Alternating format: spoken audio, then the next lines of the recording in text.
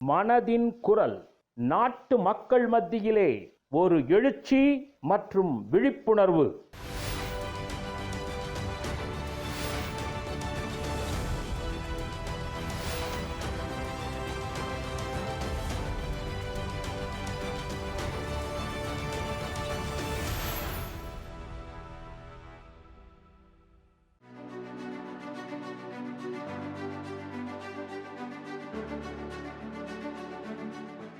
संकल्प की सिद्धि के लिए समाज की ताकत कितनी महत्वपूर्ण है, प्रधानमंत्री मोदी इसे अच्छी तरह से समझते हैं।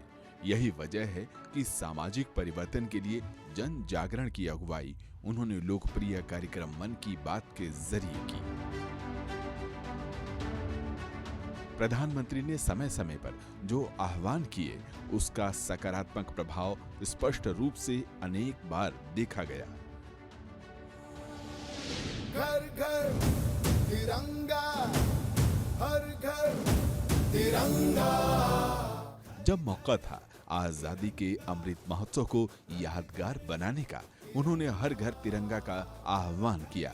देखते ही देखते यह एक जन आंदोलन बन गया। घर घर, गली गली, गांव गांव तिरंगा लहराता दिखा। कश्मीर से लेकर कन्याकुमारी तक देश तिरंगामय हो गया। आसमां से आगे जाना है। சுதந்திரத்தின் இந்த மாதங்களில் நமது தேசமெங்கும் ஒவ்வொரு நகரிலும் ஒவ்வொரு கிராமத்திலும் அமுதகாலத்தின் அமுதப்பெருக்கு பெருக்கெடுத்து கொண்டிருக்கிறது. அமுத பெருவிழா மற்றும் சுதந்திர திருநாள் என்ற சிறப்பான சந்தர்ப்பத்தில் நாம் தேசத்தின் சமூக சக்தியை தரிசனம் செய்தோம். ஒரு விழிப்பு நிலையை அனுபவிக்க முடிந்தது. இத்தனை பெரிய தேசம், இத்தனை பன்முகத்தன்மை. ஆனால் மூவண்ணக் கொடியை பறக்க விடுதல் எனும்போது ஒவ்வொருவரும் ஒரே உணர்வோடு அதை பறக்க விடுவதை பார்க்க முடிந்தது. संस्कृति मंत्रालय के मुताबिक 13 अगस्त से 15 अगस्त 2022 के बीच 6 करोड़ लोगों ने तिरंगे के साथ अपनी सेल्फी अपलोड की। स्कूली छात्र हों या सामाजिक संगठन, युवा हों या बुजुर्ग, क्या खास और क्या आम, सभी एक दूसरे को तिरंगे के लिए प्रेरित करते नजर आए। हर जगह तिरंगा रैली, प्रभात फेरियां निकाली जा रही थी। கர்நாடகத்தின் கோலாரிலே மக்கள் 630 அடி உயரமும் 205 அடி அகலமும் கொண்ட மூவண்ணக் கொடியை பறக்கவிட்டு பிரத்யேகமான காட்சியை அளித்தார்கள். அசாமில் அரசு அலுவலர்கள் திகாலி புகுரி போர் நினைவு சின்னத்தில் மூவண்ணக் கொடியை பறக்கவிட தங்களுடைய கரங்களாலேயே 20 அடி மூவண்ணக் கொடியை உருவாக்கினார்கள்.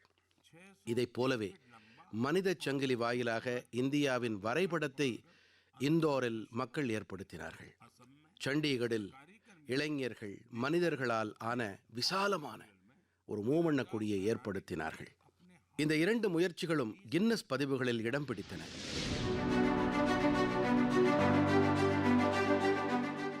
फ्लैग कोड में बदलाव कर राष्ट्र ध्वज के फहराए जाने संबंधी नियमों को आसान किया गया।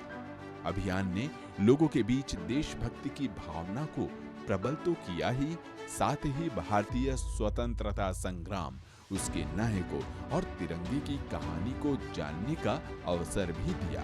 इस दौरान तकरीबन 500 करोड़ रुपए से ज्यादा के झंडों की बिक्री हुई। We are very very proud that we are part of this Har Ghar Tiranga campaign, and every employee of Shahi, they are very very excited that they are contributing to the nation. तो आपको लोगों में अलग ही उत्साह दिखेगा, उत्साह के साथ बड़े ही दे आर कंट्रीब्यूटिंग।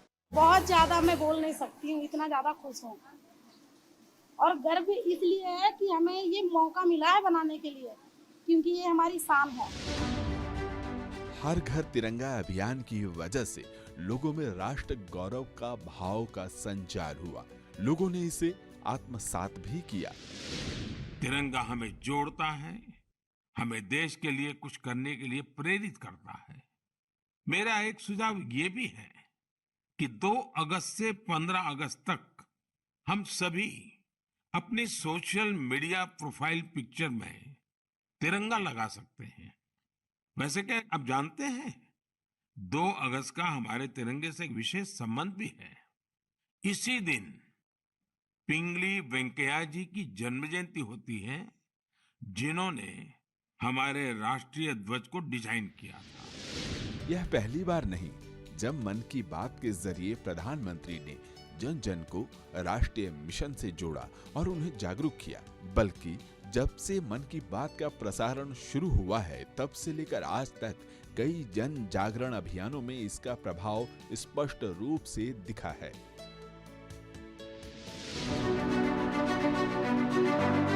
जल संरक्षण और संवर्धन के लिए अहम अमृत सरोवर अभियान भी इसका एक अनूठा उदाहरण है।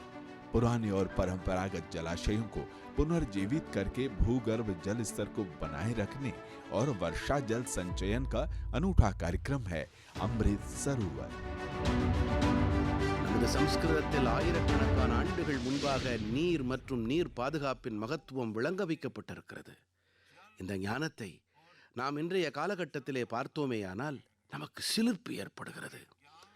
ஆனால் இந்த ஞானத்தை தேசமானது தனது வல்லமை என்ற வகையிலே ஏற்றுக்கொள்ளும் போது அதன் சக்தி பல மடங்கு அதிகரிக்கின்றது. உங்களுக்கெல்லாம் நினைவிருக்கலாம், மனதின் குரலிலே 4 மாதங்கள் முன்பாக நான் அமிர்த சரோவர், அதாவது அமிர்த நீர்நிலை என்று கூறியிருந்தேன் அல்லவா? அதன் பிறகு பல்வேறு மாவட்டங்களில் இருக்கும் வட்டார நிர்வாகத்தினர், தன்னார்வ அமைப்புகள், அந்தந்த பகுதி மக்கள் என இணைந்தார்கள். பார்த்து கொண்டிருக்கும் காலத்திலேயே அமிர்த நீர்நிலை உருவாக்கப்பட்டு இது ஒரு மக்கள் இயக்கமாக परिमளித்தது. भारतीय की ताकत पर भरोसा मजबूत करते हैं। मैं 12वीं क्लास के बाद से तालाबों की साफ सफाई के लिए मैं काम करता हूं। जो तालाब पहले अच्छे थे लेकिन धीरे धीरे कूड़ा घर बनते चले गए, उनको वापस से अच्छा तालाब बनाने की कोशिश में लगा हूं। फिर 2021 में हमारे आदरणीय प्रधानमंत्री जी ने मन की बात में इस काम का जिक्र किया। मैं भी आश्चर्यचकित था कि आदरणीय प्रधानमंत्री जी को इस कैसे छोटी सी मुहिम के बारे में भी उनको पता चला। उसके बाद ये एक तरह से पूरे देश में ये काम फैला।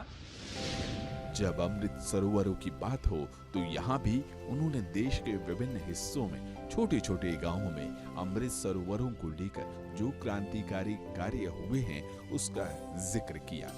फिर चाहे तेलंगाना के गांव का उदाहरण हो या उत्तर प्रदेश के बुंदेलखंड की ग्राम पंचायत का उल्लेख या उत्तर प्रदेश के ही रामपुर के अमृत सरोवर की बात, प्रधानमंत्री ने इन उदाहरणों से मन की बात के श्रोताओं को प्रेरित किया।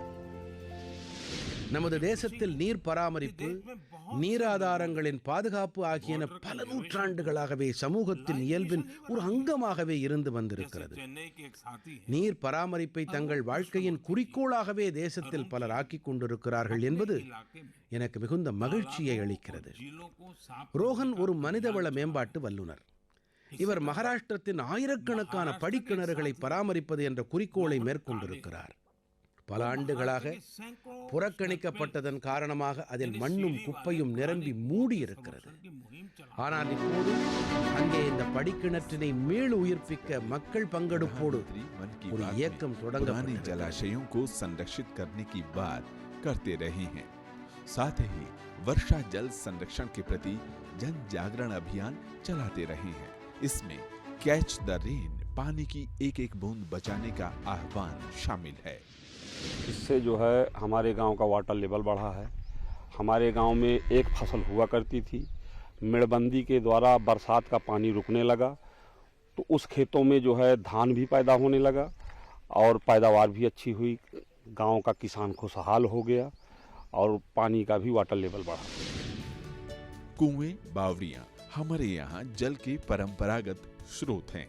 एक तरफ ये प्राकृतिक रूप से जल संरक्षण के मॉडल पर आधारित हैं, तो वहीं इनमें एक सामूहिकता की भावना भी निहित है। प्रधानमंत्री ने इन परंपरागत जल स्रोतों के महत्व के प्रति जन जागरण का संकल्प लिया और इस संकल्प को सिद्ध किया मन की बात के माध्यम से।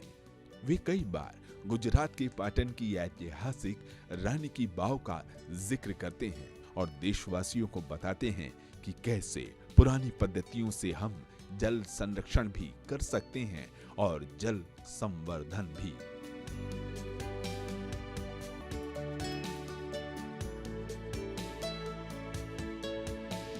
जब हम काम करते थे 40 साल पहले से, तो हमें कोई देखता नहीं था, लेकिन आज जब उनके भाषण सुनते हैं नरेंद्र मोदी जी का, तो वो पानी पे बहुत अच्छे से बोलते हैं। तो वो जब बोलते हैं तो सच में उनको ग्राउंड स्तर का नॉलेज है, पानी का नॉलेज है, धरती का ज्ञान है। और मैंने उनको कई दफ़े सुना है, तो बड़ा अच्छा लगता है। पहले तो हम काम तो करते ही थे, 100 गाँव तक काम करते थे, लेकिन अब हमें लगने लगा है कि पूरे देश में काम करना है। पहले भी कुछ स्टेट से लोग आते थे, पर अब जो है सभी इलाके में हमें जाकर के ये यात्रा शुरू करनी है, पानी का काम शुरू करना है, पूरे भारत को पानीदार और पर्यावरणदार बनाना है। हमें ये हमारी जिम्मेदारी आ चुकी है और हम इसको करेंगे। पर्यावरण और प्रकृति के लिए ग्लोबल वार्मिंग दुनिया के लिए एक गंभीर चुनौती है। हालांकि विकसित देशों की तुलना में भारत की ग्लोबल वार्मिंग में हिस्सेदारी काफी कम है, लेकिन एक जिम्मेदार देश होने के नाते भारत ने इस चुनौती से जूझने में अग्रणी भूमिका निभाई है। इस उद्देश्य से संस्थागत प्रयास तो किए गए ही हैं। भारत ने अंतर्राष्ट्रीय सोलर अलायंस का गठन भी किया है। वहीं प्रधानमंत्री ने मन की बात के जरिए लोगों को लाइफ स्टाइल फॉर एनवायरनमेंट का मंत्र दिया। தேசத்தின் பல பாகங்களில் சுற்றுச்சூழல் பாதுகாப்பு தொடர்பாக அதிகரித்து வரும் உற்சாகத்தை காணும்போது மிகவும் மகிழ்ச்சி அடைகிறேன். சில நாட்கள் முன்பு பாரதத்திலே சுற்றுச்சூழல் பாதுகாப்பு தொடர்பாக அர்ப்பணிக்கப்பட்ட மிஷன் லைஃப் தொடங்கப்பட்டிருக்கிறது. மிஷன் லைஃபின் நேரடி கோட்பாடு சுற்றுச்சூழலுக்கு தீங்கு ஏற்படுத்தாத வாழ்க்கை முறைக்கு ஊக்கமளித்தல்தான். நீங்களும் கூட மிஷன் லைஃபை தெரிந்து கொள்ளுங்கள், இதை பின்பற்றும் முயற்சியில் ஈடுபடுங்கள். मिशन लाइफ को जानिए, उसे अपनाने का प्रयास कीजिए। भारत जैसे विकासशील देश के लिए पर्यावरण की सुरक्षा के साथ सतत विकास का लक्ष्य बनाए रखना एक बड़ी चुनौती है। तकनीक और वित्त दोनों की जरूरत को संतुलित करते हुए प्रधानमंत्री ने मन की बात में हमेशा ग्रीन एनर्जी अर्थात नवीकरणीय ऊर्जा को अपनाने पर जोर दिया। लगातार सौर ऊर्जा की बात की, भारत को ग्रीन एनर्जी का केंद्र बनाने की भी बात की। சூரிய தேவன் அளிக்கும் வரம்தான் சூரிய சக்தி. இந்த சூரிய சக்தி என்பது எப்படிப்பட்ட விஷயம் என்றால், ஒட்டுமொத்த உலகம் தனது எதிர்காலமாக இதை பார்க்கிறது. நம் பாரத நாட்டை பொறுத்தமட்டிலே சூரிய தேவன் வழிபடு தெய்வம் மட்டுமல்ல, வாழ்க்கை முறையின் மையமாகவும் இருந்து வந்திருக்கிறார். பாரதம் இன்று தனது பாரம்பரியமான அனுபவங்களை நவீன விஞ்ஞானத்தோடு இணைத்து வருகின்ற வேளையில் இன்று நாம் சூரிய சக்தி மூலம் மின்சாரம் தயார் செய்யும் மிகப்பெரிய நாடுகளில் ஒன்றாக இடம் பெற்றிருக்கிறோம். சூரிய சக்தியால் நமது தேசத்தின் ஏழைகள் மற்றும் மத்திய தட்டின் வாழ்க்கைகளில் மாற்றம் ஏற்படுகிறது என்பதும் ஆய்வுக்குரிய விஷயம். प्लास्टिक का उपयोग बंद करना, बिजली की बचत, एलईडी बल्ब को बढ़ावा देने जैसे प्रकृति अनुकूल व्यवहार को प्रोत्साहित करने के लिए प्रधानमंत्री ने मन की बात कार्यक्रम में अनेकों बार लोगों को प्रेरित किया और आम लोगों के बीच से प्रेरक कहा। இவர் தூய்மை இயக்கத்தை செயல்படுத்துவதோடு கூடவே புனித தலங்களை நெகிழிப் பொருட்களிலிருந்து விடுவிக்கும் பணியிலும் ஈடுபட்டு வருகிறார். அதேபோல குப்தகாசியில் வசிக்கும் சுரேந்திர பக்வாடி அவர்களும் தூய்மையை தனது வாழ்க்கை மந்திரமாகவே மாற்றிக் கொண்டிருக்கிறார். இவர் குப்தகாசியில் செம்மையான வகையிலே தூய்மை திட்டத்தை செயல்படுத்தி கொண்டிருக்கிறார். மேலும் இந்த இயக்கத்தின் பெயரை கூட மன் கி பாத் என்றே வைத்திருக்கிறார் என்பது எனக்கு தெரிய வந்தது. இவரைப் போலவே தேவர் கிராமத்திலே சம்பா தேவி அவர்கள் 3 ஆண்டுகளாக தன் கிராமத்தைச் சேர்ந்த பெண்களுக்கு கழிவுப் பொருள் மேலாண்மையை கற்பித்து வருகிறார். பாரதத்தின் கலாச்சாரம், நமது மொழிகள், நமது வழக்கு மொழிகள், நமது வாழ்க்கை முறை, உணவு என இவை அனைத்து பன்முகத்தன்மையும் தான் நமது மிகப்பெரிய வலிமை. கிழக்கு முதல் மேற்கு வரை, வடக்கு முதல் தெற்கு வரை பாரதத்தின் இந்த பன்முகத்தன்மை தான் நம்மை ஒருங்கிணைத்து வைக்கிறது. ஒரே பாரதம், உன்னத பாரதம். हाल में ही मध्य प्रदेश के पालनपुर कुनू में नामीबिया से लाए गए चीते और इसके जरिए बायोडाइवर्सिटी का संदेश भी देना एक बहुत बड़ा कदम रहा। भारत में 70 साल बाद चीतों की वापसी हुई है।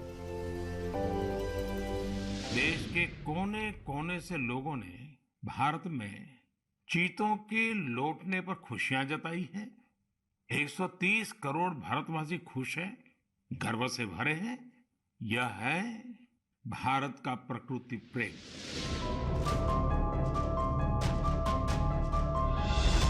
बीते 9 साल में देश में कई नामुमकिन को मुमकिन बनाया गया है। इसमें मन की बात कार्यक्रम ने जागरूकता या कहें तो सामाजिक भूमिका और उसके योगदान को मजबूती दी।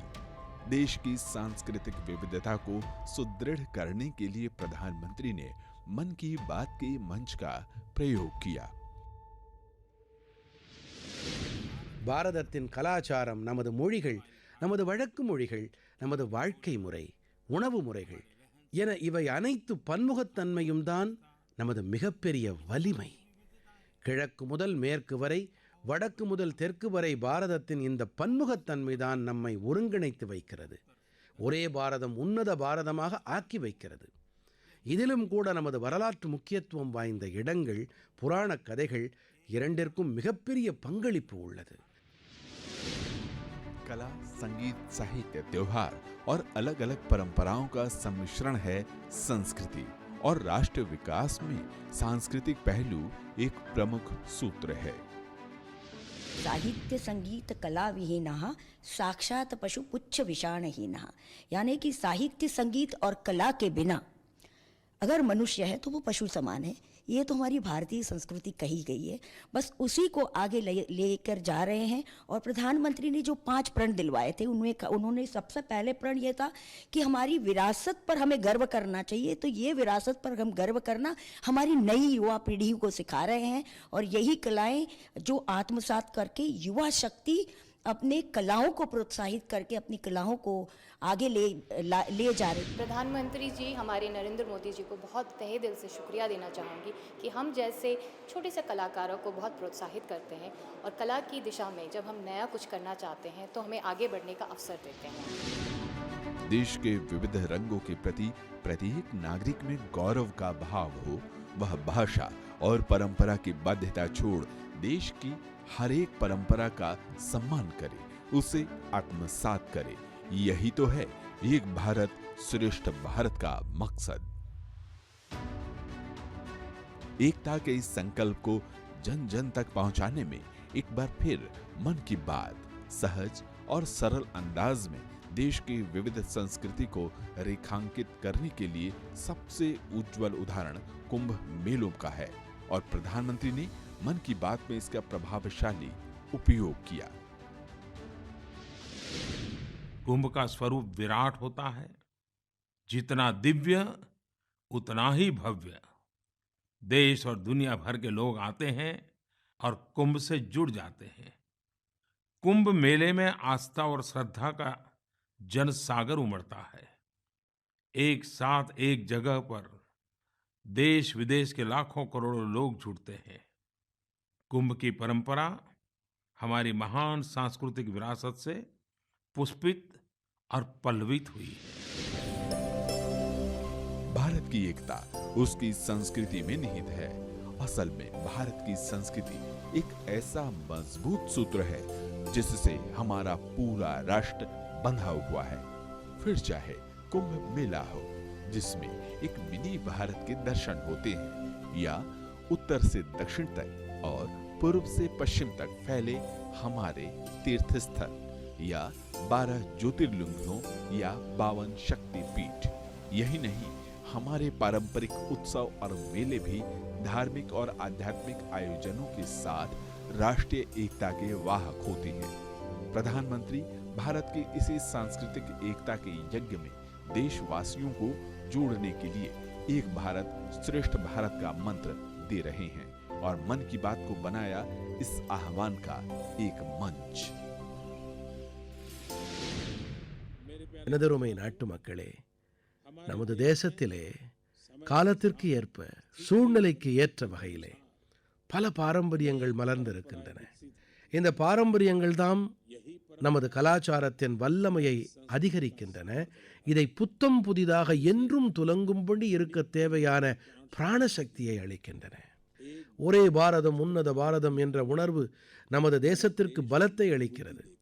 நாம் ஒருவரை ஒருவர் பரஸ்பரம் அறிந்து கொள்ளும் போது, கற்கும் போது ஒற்றுமை உணர்வு மேலும் ஆழமாக பாய்கிறது. चाहे 700 साल बाद पश्चिम बंगाल के त्रिवेणी में कुंभ मेले का आयोजन का जिक्र हो या फिर गुजरात के पोरबंदर के पास आयोजित होने वाले माधवपुर मेले का वर्णन, जो द्वारकाधीश कृष्ण के देवी रुक्मणी के विवाह के संस्मरण में आयोजित होता है। रुक्मणी देवी जिस अंचल की राजकुमारी थी वह आज का अरुणाचल प्रदेश है। पूर्व और पश्चिम भारत के इस अद्भुत मेले का मन की बात में विस्तार से वर्णन कर प्रधानमंत्री ने देशवासियों के सामने एक भारत और श्रेष्ठ भारत का जीवंत उदाहरण पेश किया। एक सप्ताह तक चलने वाले माधवपुर मेले में नॉर्थ ईस्ट के सभी राज्यों के आर्टिस्ट पहुंचते हैं, हैंडीक्राफ्ट से जुड़े कलाकार पहुंचते हैं और इस मेले की रौनक को 4 चांद लग जाते हैं। एक सप्ताह तक भारत के पूरब और पश्चिम की संस्कृतियों का ये मेल, ये माधवपुर मेला एक भारत श्रेष्ठ भारत की बहुत सुंदर मिसाल बना रहा है। देश को एकता के सूत्र में बांधने के लिए एक भारत श्रेष्ठ भारत का मंत्र या देश को हरा भरा और इसके पर्यावरण की रक्षा का संकल्प का आह्वान हो, जीवनदायी जल को बचाने के लिए जन जन को जोड़ने के लिए अमृत सरोवर मिशन का आगाज हो या पर्यावरण अनुकूल जीवनचर्या अपनाने के लिए मिशन लाइफ की शुरुआत, प्रधानमंत्री के नए भारत के निर्माण के इन सभी अभियानों को मन की बात ने एक नई ऊर्जा दी, जनता के सामूहिक प्रयासों की ऊर्जा।